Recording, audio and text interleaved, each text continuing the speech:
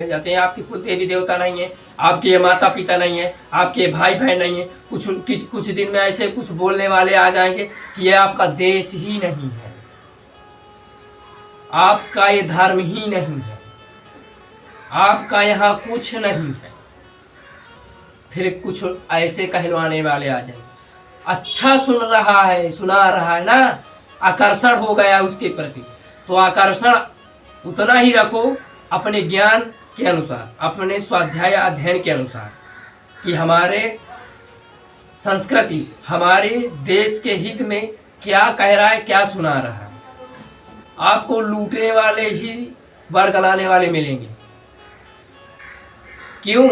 क्योंकि वो अपने जड़ता को तो पकड़ रहा है, मतलब अपने देवी देवता, अपना विज्ञान, अपनी मातृभाषा को बड़ा करने की कोशिश कर रहा है।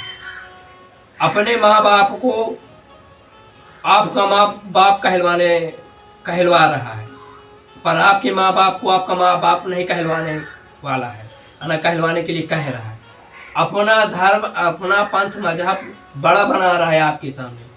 हालांकि वो सामने वाला समझे, कितना ही समझे, पर पूजा आराधना तो शक्ति की ही कर रहा है, और उस शक्ति को ही आदि पराशक्ति बोलते हैं। हमारी संस्कृति मातृभाषा में, हमारी सनातन में उसी को शक्ति, उसी को आदि, उसी को पराशक्ति, उसी को ही बोला गया है। वो किसी भी धर्म पंथ मजहब का हो, पर पूजा आराधना भक्ति वो सिर्फ शक्ति की ही करेगा।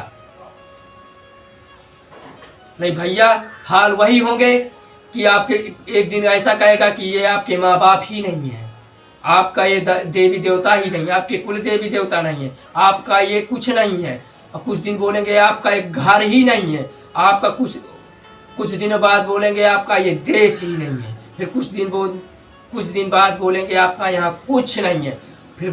फिर आपको एक दिन बोलेंगे आप स्वयं अपना कुछ नहीं है। फिर आपको बोलेंगे अब आप हमारी गुलामी भाषा में आ गए, अब हम जैसे आपको नियंत्रण कंट्रोल करना चाहें वैसे आपको करेंगे। फिर ठीली ठोक ठोक कर मारेंगे। फिर जहाँ लात, जहाँ पनाही, जहाँ घूसा, जहाँ नहीं तहाँ मारेंगे। ऐसे वर्ग लाने वाले व्यक्ति मिलते हैं। मैं तो यही कहता हूँ, पहले आप स्वयं पर निर्भर रहो, और जब आप स्वयं पर निर्भर अच्छे तरह से बनो, तो भैया अपनी मातृभाषा, अपनी सनातन संस्कृति को आगे बढ़ाने का प्रयास करो। नहीं दूसरे देश को अपने देश में भी, भैया नहीं दूसरे देश वाले अपने देश को, भारत देश को भी बना लेंगे पहले के जैसे। जब आपको समय